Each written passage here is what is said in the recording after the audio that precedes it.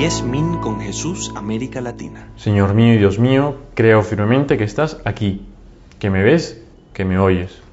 Te adoro con profunda reverencia. Te pido perdón de mis pecados y gracia para hacer con fruto este rato de oración. Madre mía Inmaculada, San José, mi Padre y Señor, ángel de mi guarda, intercedan por mí. Hace unos 2 años aproximadamente se estrenó la película A Quiet Place, un lugar tranquilo, que es una ficción, tal vez una de las mejores películas de terror o de suspenso de los últimos años, y se narra allí la historia de esta familia que se encuentra en un mundo apocalíptico. En el mundo han aparecido unas criaturas que ante el más mínimo ruido van y te matan. Y allí encontramos a esta familia, a Abbott, que lucha por sacar adelante a sus hijos, porque tienen 3 hijos, pero la historia se complica aún más cuando nos damos cuenta que la mujer, la esposa, está embarazada. Y nosotros, los espectadores, que hemos visto cómo ante el ruido que hizo una persona, una criatura, pues lo desapareció, sabemos que no hay futuro, que no hay manera de que ella pueda dar a luz, o que en cuanto da luz, pues su suerte está echada. Parece que no hay esperanza. Sin embargo, por el contrario, vemos cómo esta familia, los esposos, hacen todo lo posible. Tienen incluso un plan para cuando llegue el momento de dar a luz. Y en efecto, el suspenso crece cuando llega el momento del parto. Y no voy a hacer un spoiler. Y en esta historia, de esta película, que es una ficción por supuesto, hay algo que resalta y es la fe de estos esposos. La fe de querer tener una familia. Cuando todo lo que está a su alrededor es adverso, es un imposible, es una locura.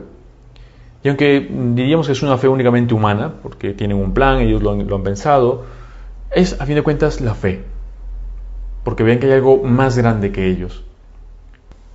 Y quería aprovechar esta historia porque en el Evangelio de la misa de hoy, el Evangelio de San Marcos, se nos cuenta una historia de falta de fe. San Marcos nos cuenta que nuestro Señor, después de haber contado esas parábolas sobre el reino de los cielos, decide cruzar a la otra orilla. Y entonces despide a la muchedumbre, se suben a la barca, la acompañan otras barcas, y entonces nuestro Señor se duerme. Jesús está cansado, es lo que, al menos aquí en mi país, se dice, se quedó seco, dormido como una piedra, a pesar de que se desata un gran temporal. Aunque era un lago, la tempestad es una tempestad de viento, y hace que se formen unas olas que remecen la barca. Nos dice que se levantó una gran tempestad de viento y las olas se echaban encima de la barca, hasta el punto de que la barca ya se inundaba. Y entonces Jesús dormía sobre un pedestal. Y entonces le despiertan: Maestro, ¿no te importa que perezcamos?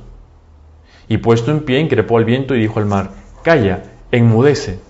Y se calmó el viento y sobrevino una gran calma. Entonces les dijo: ¿Por qué os asustáis? ¿Todavía no tenéis fe? Y se llenaron de gran temor y se decían unos a otros: ¿Quién es este que hasta el viento y el mar le obedecen? El mar en la Biblia representa el lugar de las fuerzas del mal, que solo Dios puede dominar. Eso lo encontramos en los Salmos, por ejemplo.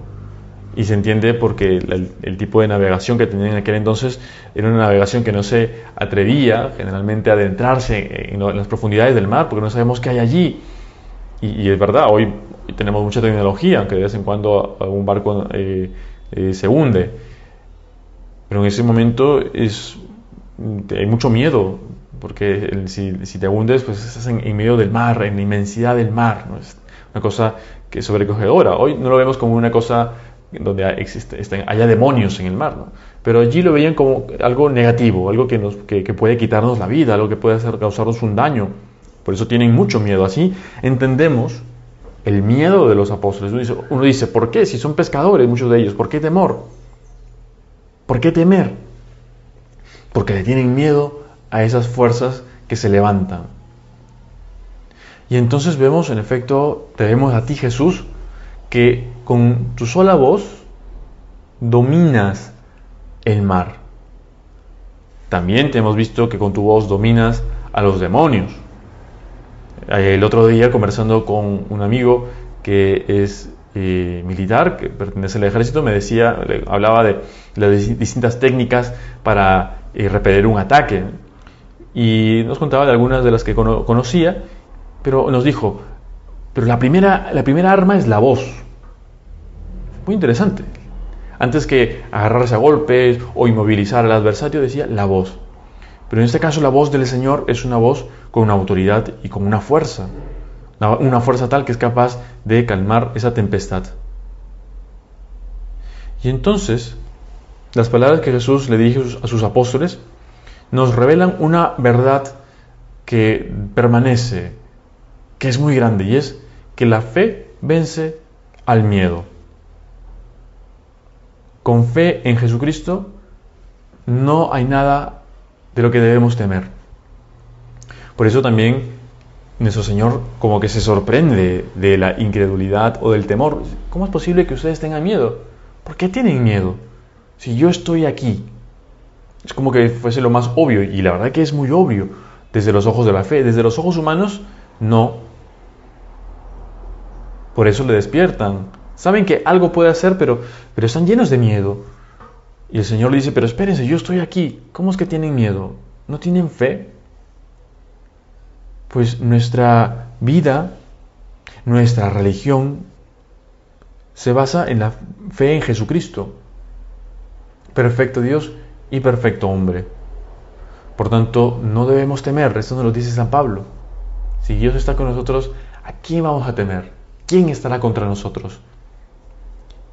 Y esto es también es una consecuencia de la filiación divina, de sabernos hijos de Dios. Un hijo, cuando uno es niño, pues piensa que sus padres, que el papá es todopoderoso, y a veces compite con los amigos diciendo que su papá es más fuerte. No, el mío es más fuerte. No, el mío más, y el mío 1000 veces, el mío 1.000.000 de veces.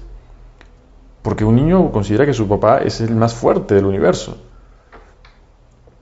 Pues tú y yo tenemos ese Padre que está en los cielos, que es el más fuerte. Por lo tanto, que no temamos esas adversidades. Ahora, pues en muchos países se continúa la pandemia, incluso en algunos, como aquí en Perú, estamos en una segunda ola, en una segunda etapa de confinamiento, y bueno, y es lógico que nos desanimemos, que pensemos también, porque se suspenden muchas actividades, que la economía familiar a lo mejor decaiga, o nos hayamos enfermado, o alguien se haya enfermado en nuestra familia. Que no temamos. No significa que seamos unos ingenuos de ninguna manera, ¿no? Por supuesto que busquemos los medios humanos para que se solucione esa situación, ese problema que cada uno de nosotros tiene, y al mismo tiempo que no perdamos esa paz, porque Cristo está en nuestra barca.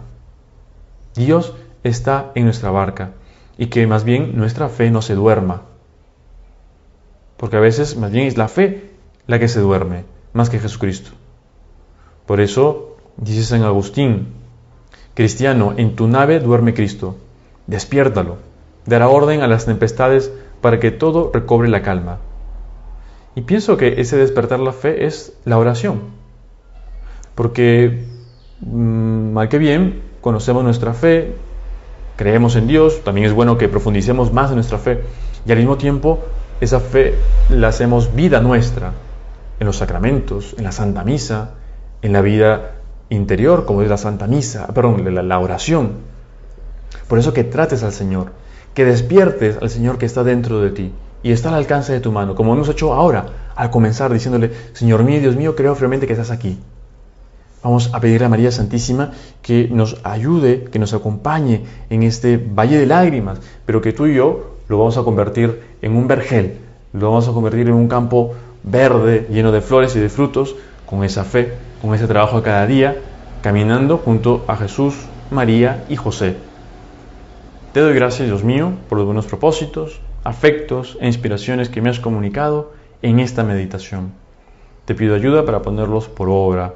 Madre mía Inmaculada, San José mi Padre y Señor, Ángel de mi guarda, intercedan por mí.